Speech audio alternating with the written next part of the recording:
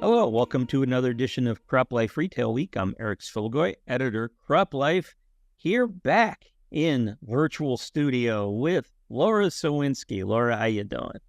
I'm fine, thank you. You had a round the United States trip or something, didn't you?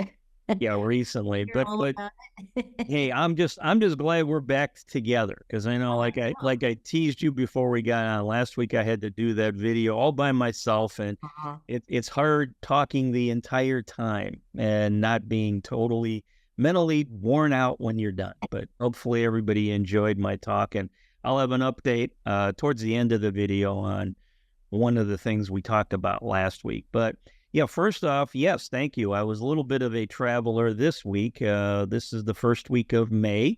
And on May 1st, I actually had the privilege to attend the grand opening of the new Fendt Lodge in Jackson, Minnesota. That's our friends at Fendt AGCO actually opened that new facility.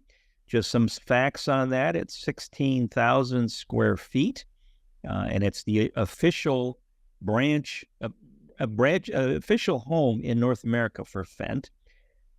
It can be used for dealer training events, sales meetings, and brand celebrations, but it also includes a whole history of Fendt and AGCO products. There's a lot of displays and interactive of things there where folks can come and see everything for themselves, what made Fendt Fendt and what made AGCO AGCO. And I got a couple of video clips to share. First, we've got AGCO CEO Eric Hansotia, and he was talking in the at the dedication ceremony of the Fendt Lodge a little bit about the brand history that involves Fendt going back to the 1600s. So take a listen for yourself. I want to talk a minute about our heritage. You know, Fendt's got a long lineage, kind of amazing, really. That it goes all the way back to the 16th century. It's hard to believe, like your mind kind of gets your mind around that. 4,600 miles away from where we're standing today is where the birthplace of Fendt started. It's in Oktoberdorf, Germany, and where the Fendt family became known as skilled craftsmen, and their workmanship was super high quality. There's about 400 years ago, in 1635, that Sylvester Fendt was building church clocks and locks. So he became famous in the area for being better than anybody else in that profession. And that was kind of the precision topic at that day and age. And set the culture in motion of what would be precision agriculture later on.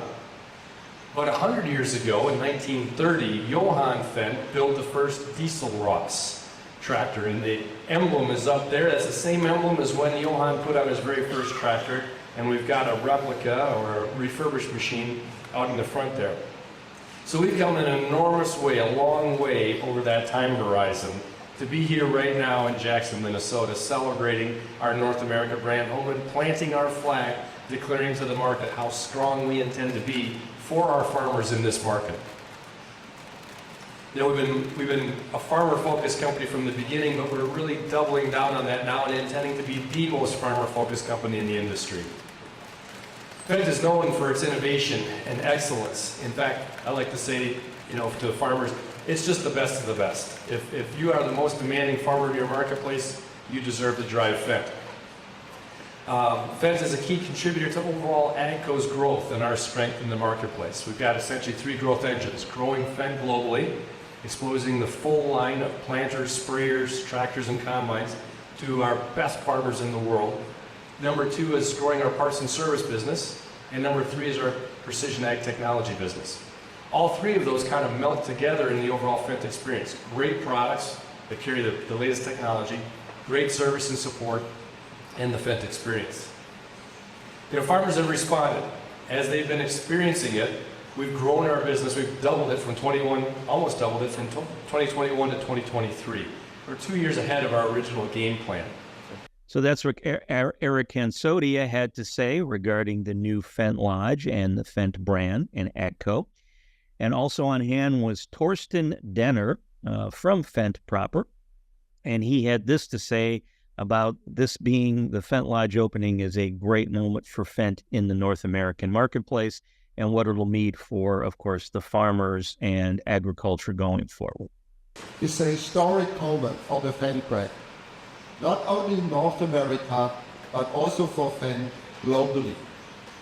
It is also a very emotional moment for my team and I, as we can feel our great plan comes together.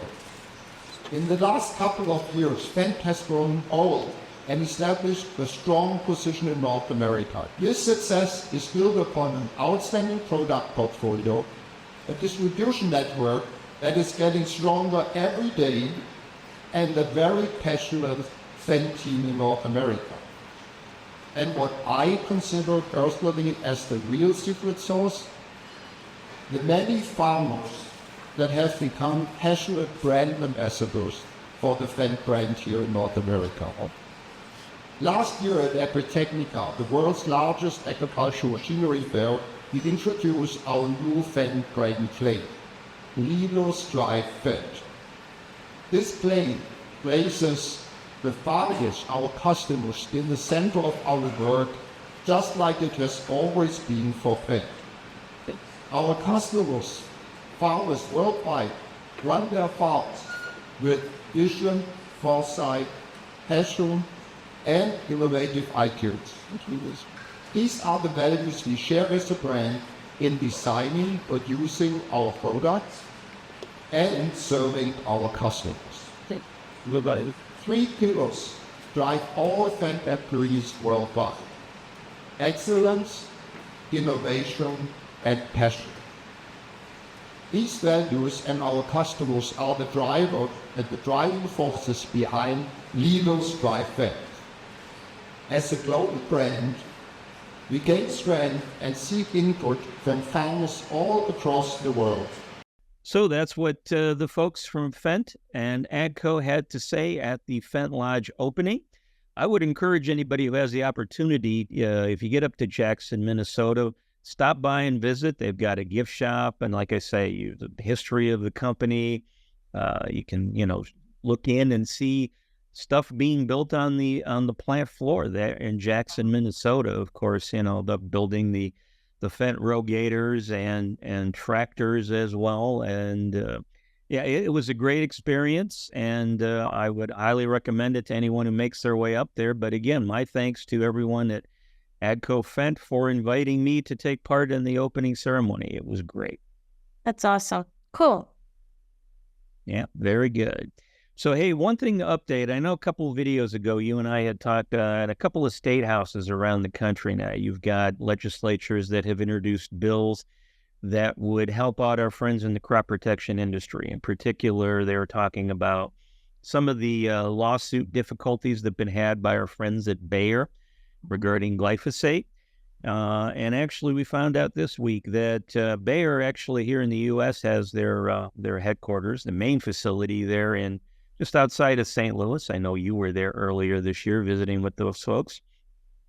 I'm happy to report that the State House in Missouri has actually approved a piece of legislation that will act to help shield pesticide companies like Bayer against frivolous lawsuits, as they're calling them. They actually said with the passages of the bill that it would allow the pesticide labels to be, quote unquote, sufficient to satisfy any requirement for a label regarding cancer, unquote. So, and again, there have been a couple other states, Iowa, Idaho, where similar legislations have been proposed, but this one now has passed the Missouri House, and it goes to the Missouri Senate next. So we'll see what happens here, but maybe our friends at Bayer will be getting a little bit of protection legislatively from the state of Missouri going forward.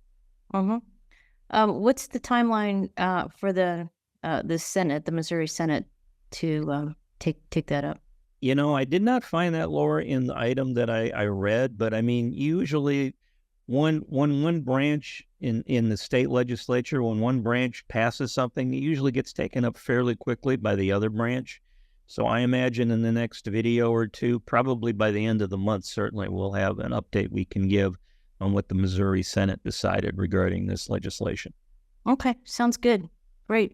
Yeah. So I guess now that you're back in virtual chair with the cornfield behind you, of course. So what do you have to share this week? I think you said you had a couple of updates as well. I do. Actually, I wanted to recognize a couple of our ambassadors from our Women in Ag Tech group, and several of them had some really big news this past week. So wanted to start with Jennifer Goldston, ambassador and my pal over at AgTech PR. Jennifer's the founder and CEO of AgTech PR. She announced this week the inaugural AgTech Advisory Board. And honestly, she has 4 excellent women on this board. Sherry Fry from Nielsen IQ, Erin Fitzgerald from Erin Fitzgerald Consulting, Bonnie Brayton, Fulcrum Global Capital, and Jolie Borlaug, granddaughter of Dr. Norman Borlaug. Julie is from the Borlaug Foundation and Borlaug Consulting, So congratulations to Jennifer and the team at AgTech PR. Secondly, our ambassador, Joyce Hunter. Joyce has done so much in her career, but amongst the list of things, she served as both the interim CIO and deputy CIO at the USDA, and has held other senior leadership roles within the federal government. Joyce also does a lot of work to advance STEM and data science education for underserved young people. And so this week, Joyce announced a new position. She is now with Mission Critical. Mission Critical delivers nonpartisan, objective, and expert cybersecurity research to technical and non-technical communities across U.S. critical infrastructure sectors. Mission Critical, it's mission-critical.org. So check that out. The work that they're doing is just awesome. So congratulations to Joyce for that new role. And then just on Thursday evening, Joyce emailed over something, and I literally like jumped, was jumping around the house. So check this out, Eric. So USDA's Deputy Secretary Soshi Torres Small and U.S. Ambassador to the UN, Linda Thomas Greenfield, have been working on an initiative, and on May 2nd, the UN General Assembly declared 2026 as the International Year of the Woman Farmer. Isn't it awesome? We get a whole year. That is great. Celebrate. That's really, really awesome. So really Deputy Secretary Torres Small hasn't been in this role too long. She was nominated or took the position in July of last year. And she's already done just such fabulous work already to advance agriculture, of course, and women in particular. So working with the UN ambassador to get this passed was just great. So thanks to Joyce for sending that news along. Honestly, I got it last night around, I don't know, 7 o'clock my time. And I was like, wow, I can't believe this. So planning is underway at the Women in Ag Tech community to celebrate this. This is just great news. Well, great. Yeah, I know, of course, you probably already have most of the agenda locked in for the Women in Ag Tech meeting coming up here at the end of July here in 2024. But I imagine now you have a new possible direction to take with things moving for the Women in Ag Tech 2025 Tech Hub Live meeting. So we'll have to see what happens there. Yeah, a whole year. That is very, very impressive. Awesome news. Yeah, it's great. So yeah, honestly, we're all excited about this, and our little wheels are spinning like how. So yeah, we've got a year and a half to ramp up, so it's going to be a blast. So, well, it's nice. It's nice you got plenty of time to plan ahead. I know that's the one thing about this marketplace. I will say, a lot of times I'll get an invite from somebody, and they'll say, "Hey, come over to Germany, and we've got a meeting on Tuesday, and it's Monday afternoon," and I'm like, "Okay, I can't quite plan that out quickly enough. So, but when there's enough forewarning, Yeah. we can do some stuff. That's great. That's All right. Well, hey, one thing I wanted before we move on to your favorite segment of the show, since you weren't here last week, I had to go with a new segment I called Ask the Audience. So I invited our viewers to participate, and basically I was trying to figure out what soft drink brand powered ag retail and custom application. So I asked the folks and I said, hey, look, these are the four major brands that I'm aware of. And I was including all the spinoffs. So it was like Coca-Cola, Pepsi-Cola, Dr. Pepper, and Mountain Dew. And those were the four that I said, okay, these are the four biggies based on soft drink sales in 2023. So I said, now, okay, based on what I've seen in the marketplace, usually I see more Mountain Dew being drunk in the market than anywhere else. And again, it has a high caffeine content. It's tasty. Totally get why that was the most popular in my mind. But I asked the audience, I said, hey, is Mountain Dew what powers the industry? And you know what? The responses came back and I was a little surprised by the actual answer. So we had a bunch of votes come in. And there were about 21% of the audience basically said, hey, I drink something other than those four products. And again, I get there's regional differences. I've been in North Carolina where you'll find Sundrop in Cheerwine, or Kentucky where Ale 81 is the most popular. I get that. 13% of the audience said Dr. Pepper was what powered the industry. 16% said Pepsi, which includes Pepsi, Diet Pepsi, Pepsi Zero, powers the industry. But Mountain Dew wasn't the leader. Finished at 24%. Oh. Coca-Cola brand products beat it out, 26%. Not by much, only 2%. But according to our audience, their preference when it comes to a soft drink brand, when they're on the job, is either a Coca-Cola Classic or a Diet Coke or a Coke Zero or all the flavored cherry vanilla varieties that are out there. And I know, speaking for myself, I was a little surprised at that because I see more Mountain Dew, but I know myself, my own personal preference is Coke Zero. So if I'm out and about, I tend to live on Coke Zero. So I agree with the majority, but I was a little surprised that Coke actually was able to edge out Mountain Dew. Wow. Well, I'm glad we have a research arm now that's doing this empirical research. Well, now wait a minute. Let me put you on the spot. Which of those four would you have voted for? Well, gosh, I feel like an old person, which I am, but I don't really drink soda anymore, or pop, as we used to call it growing up in Ohio. Pop. I don't drink pop, but if I had to, I would go for Coke. So okay, so yeah, all right. You and I are in the majority with our audience. So very, very good. Oh, that's funny. Yeah. All right. Well, now that I've shined the spotlight away from you for a moment, let's put it back squarely on you. Time for your favorite segment, ma'am. I know you missed it.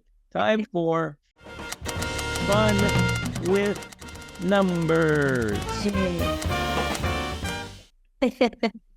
All right. So this week I got a percentage for you. Okay. 70%. Okay. All right. So, Miss Laura, is 70%, is that A, the estimated decline in crop yields if pesticides aren't used? Is it B, the increase in lawsuits involving glyphosate in 2024? Is it C, the projected drop in U.S. soybean exports to China in 2024? Or is it D, the amount of time my son has devoted to, quote unquote, making summer plans now that it's May? Well, we know that would be higher. So yeah, D's not. Yes, it's closer to 90, I think, these days. So, see, trying to get kids to focus on schoolwork in May when they know the end of the month is the end of the school year. It's really hard. Yeah, not kidding. Oh gosh, and I want to get this right because I'm on a streak. What, 4 maybe? 4 is my streak. B was the increase in lawsuits related to glyphosate in 2024. Correct. Um, I'm getting nervous. Hand me a Coca-Cola. Let me calm my nerves. Um, oh goodness. I'm actually going to go with B. No, I am sorry. The correct answer is A.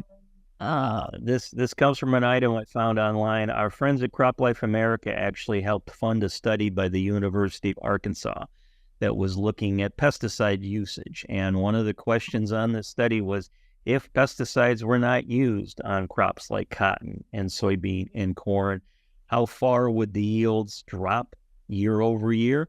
And they found an estimate 70% would be what the yields would decline by. So, and again, I know there's some historic precedent for this, because I think there was one year where our friends in Ceylon, I believe, stopped using pesticides on tea leaves that were grown in the country, and I believe the yield drop off one year to the next was around 60 or 65%. So again, there's some precedent here, but yeah, I'm sorry, Miss Laura. It's a pesticide question. 70% is what you'd lose in yields to pests and weeds and other yield robbing critters out there if you did not try to control them in a given growing season. Hey, just curious, real quick. This cicadas that are like all over the Midwest, are they eating all the crops right now? I don't think they're crop pests. I honestly don't know that for a fact, but I think they just make a lot of noise and then they're gone again. I'm not aware of them being a foe to the farmer. So Okay, well, as long as we ply them with Mountain Dew, they'll stay out of the season. Way to tie it back to that soft drink stuff. I like it. All right. Well, hey, everyone, I hope you enjoyed this edition of Crop Life Retail Week. On behalf of myself, Lara Sowinski, and everyone here at Crop Life Media Group, thanks for joining us, and we'll see you again soon. If you have questions or comments about today's episode of Retail Week, contact us by email or Twitter, or type your message in the comment section below. Your feedback is important to us. We will try our best to address your thoughts in next week's episode, and be sure to subscribe to our YouTube channel.